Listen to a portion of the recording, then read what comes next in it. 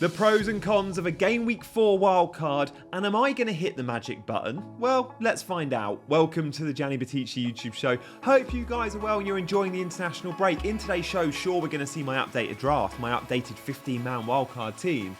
But we're also going to look at first the pros and cons to hitting that button. We're going to take a step back. If you're enjoying the show or want to show support for the channel, please do consider hitting that subscribe button, showing your support by hitting the like button as well. But without further ado, let's have a look at some of the pros of a Game Week 4 wildcard. Because pro number one is you get to put out some fires. And many of us have had a lot of fires to start the season, whether it was Barco, Kwanzaa, and Kunku, Solanke. There's been a lot to address. And of course, only one transfer per week to address it. So maybe a wild card is needed for some. Point number two, though, it's player pricing and team value. You can really build that on an early wild card because more than ever at the start of the season, prices increase way quicker. So you can jump on some of those assets that are going up in value so quickly. It allows us, point number three, to get a Haaland and Salah draft. And I think we've seen for the first few weeks of the season, that's clearly the optimal move as things are going. Those that had both Game Week 1 have been flying, and it looks like they'll continue to fly for a few weeks. Point number four, it allows us to get the optimal triple Liverpool. Liverpool are flying. Who are the best three Liverpool? Well, whoever you think they are, get them in your team now because the fixtures are there. It allows us to recruit players from Brighton, Palace, Villa with good fixtures, and it allows us to react to any international break news as well. And there's always news in the international break, isn't there? We've seen some already. So now the pros. What about the negatives, the cons? We're going to get to my 15-man team in a sec. Stay tuned for that. So look, the negatives of a wildcard in Game Week 4, and there are some. What do we do with Arsenal and Brentford players? Arsenal and Brentford have an amazing window from Game Week 6 onwards, but both have really tough fixtures in 4 and 5. Big question there, how many do you take? How many can you get to if you wildcard now in Game Week 6? Point number two, in terms of negatives, well, it's still a very small sample size we're going off, whether that's data, whether that's eye testing. We're only going off 3 games here. There's still a lot to see. Number three, while Salah and Haaland is perfect right now, maybe come Game Week 6, we look at it and go, no, we need Saka, therefore not Salah. And actually having the 2 big guns isn't the move from Game Week 6, 7, 8 onwards. It might be good now, but is that just a short-term fix? Point number four, we can't react to any of the Champions League news or European rotation from some teams. We still don't know, for example, how Arne Slot is going to deal with rotation at Liverpool. Will Gakpo and Darwin play way more in the Premier League when the Champions League kicks in? And does that affect the minutes of Jota and Diaz, for example? And we would like to see a little bit of how managers deal with Europe. There's little information about some of the new arrivals. Jadon Sancho, Raheem Sterling. These could be really good options in FPL this season. We don't know it yet. And we'll know it once we've seen them play a few times. We're not giving enough time to see that if we're wildcarding in Game Week 4.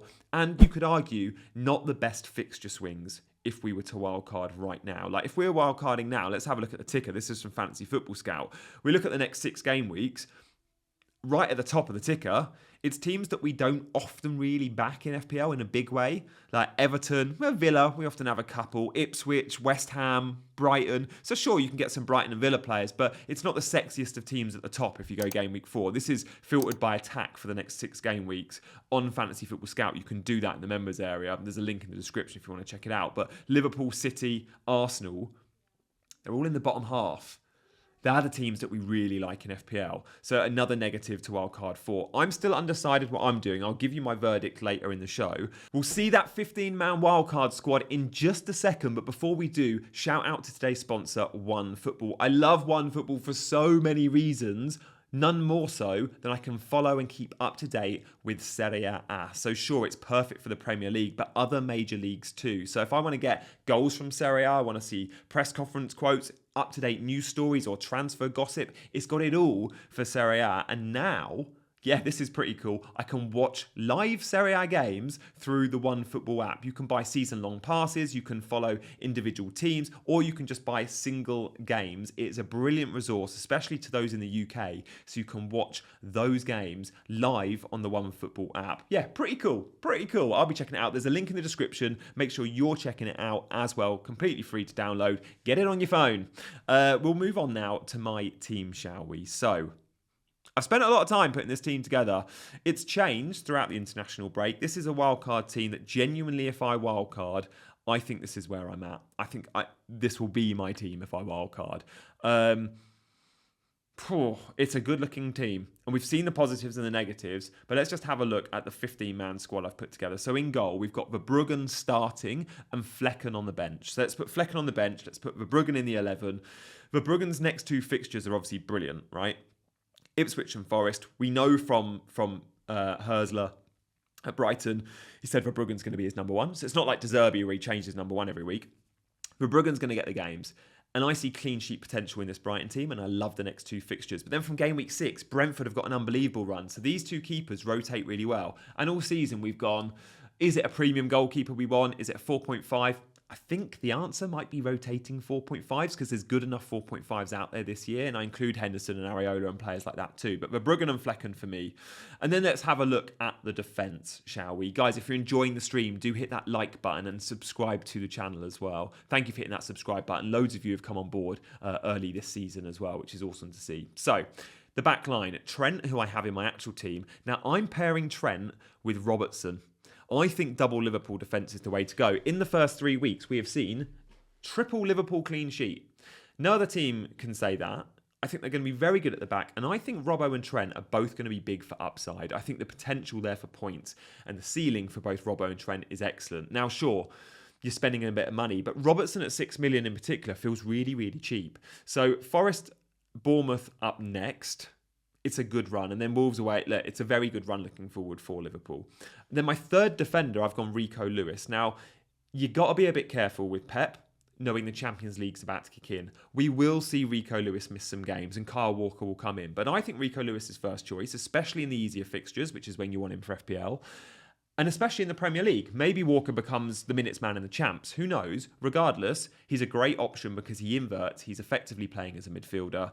And as long as you've got a good enough bench, having Lewis is absolutely a pick you make, I think, on wildcard. So look, the defenders on the bench, let's just put Gabriel in as my second bench slot and Mosquera of Wolves as my third bench slot. So Gabriel is there ready and waiting for when those Arsenal fixtures turn. Because remember, if you're wildcarding in game week 4, you're going to be light on Arsenal come game week 6. So sure, I would need to buy a Saka, but I would already have one Arsenal player at least set, and I think that's really important if you're wildcarding in 4, because otherwise you're playing catch up in game week 6 when everyone else wildcards and you go, I can't get to any Arsenal players because I've only got one free transfer. Do you know what I mean? Right, so that's where we're at with defence. We'll move then to the midfield, and we're going to start with Mo Salah.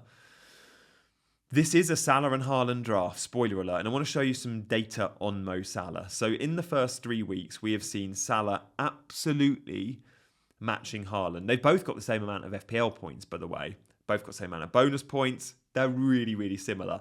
And they're both clearing away the best two players in the game. They're justifying their price tags. Now, when we look at all outfield players, game weeks 1 to 3, big chances, Salah ranks second. Haaland's at 1. Shots on target. Salah's got 6 shots on target. He's third. Haaland's top. Penalty area touches. Saka's actually top.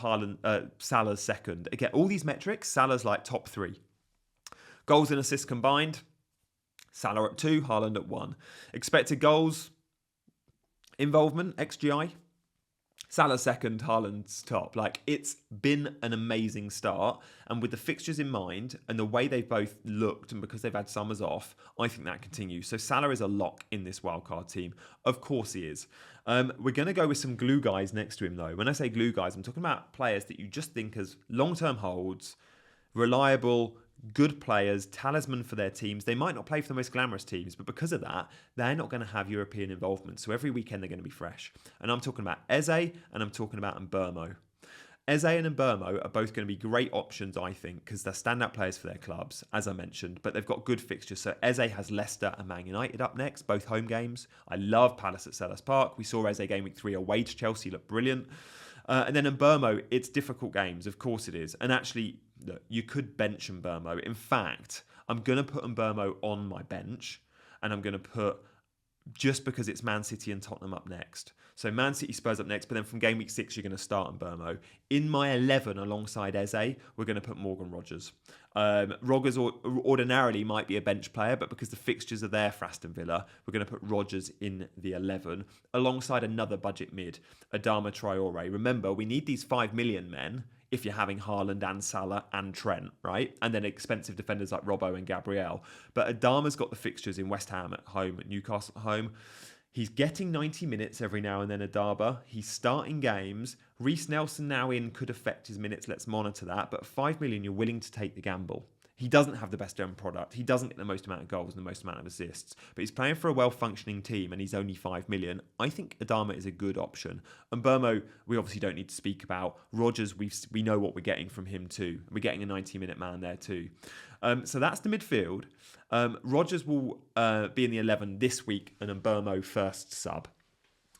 We'll look at the forwards and then we'll look at the amount of players in my team and I'll give my evaluation on whether or not I think I hit that button. So look, before we do, please do subscribe to the channel. Hit that subscribe button if you haven't already. And many think they're subscribed and they're actually not. So do check that out. And obviously, thank you guys for hitting the like button. Haaland, we don't need to discuss. But alongside him, I'm going for 2 Brighton attackers.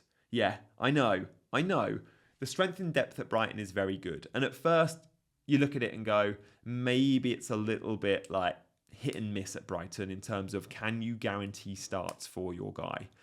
If your name is Matoma, if your name is João Pedro, I think starts feel fairly guaranteed. If your name's Danny Welbeck, who makes this team alongside João Pedro, it's risky and you're not going to get 90 minutes out of him. I don't think you need to when the fixtures are good. And when it's Ipswich and Forest at home up next, I think you can gamble on someone like a Welbeck. Now, Evan Ferguson will be in. At some point, Rutner will be in and maybe João Pedro's the 9 and Welbeck comes out. But as a short-term pick, as someone that you can bench, because remember, this formation here, at the moment, it's a 3-4-3. But this could very easily move to, say, a 4-4-2 because you've got Gabriel, Robertson, Trent, Lewis, all at the back, like 4 good defenders there. So when the fixtures are right, you could happily bench one of your budget mids, Rogers or Adama, and you could also bench a Welbeck. So I don't mind taking the punt knowing he's 5.7 million, knowing he's going to get fewer minutes. I think João Pedro is the better pick. And the journey back from Brazil shouldn't worry us too much. So João Pedro was called up to the Brazil squad. We know that. I still think he starts on Saturday at 3 o'clock. Let's see. So João Pedro and Welbeck make the team. It's nice. It's got good balance. What it doesn't have is a ton of Arsenal players. It's got 1. Arguably, it needs more, but you can get to them in game week 6 with free transfers. I've got a couple of Brentford players in already, in Mbermo and Flecken, so I don't need to move to Brentford in game week 6 like many will at wildcard. It doesn't have your high-priced Chelsea player like a Palmer that many wildcarding would like, or an Ollie Watkins with their run. I've got Watkins in my actual team. That would be a concern going without him because I do think he's due. And at the moment, I look at this team and go, I've only actually got 5 of these players, right? I have Trent. I have Salah. I've got Haaland and João Pedro and Morgan Rogers. Only 5 of them make it in, which is slightly concerning that maybe I just need to wildcard. It would wipe out any hits I've taken. And maybe wildcard is the answer. I might still hit the button. I would say I'm 50-50 on it. I'm going to be making a late call based on what we hear in press conferences. And yes, that's annoying because a late wildcard means you haven't made the most of the price increases at the start of the international break. That's annoying. But information always over pounds for me, right? Points over pounds, information over pounds. It's okay to wait and make a last-minute wildcard. If we hear that we've got a few more injuries and I've got a few more fires to put out, then yeah, I'll be hitting the button. Let's say Ollie Watkins is injured, I'll be hitting the wildcard button. But we don't know what we don't know yet. So let's wait and see. Guys, thank you so much for watching. If you want to see my team selection video, that'll be out in a day or two. So keep your eyes peeled for that one. As always, guys, thank you for watching. Hit that like and subscribe button on the way out, and I'll see you next time. Bye-bye.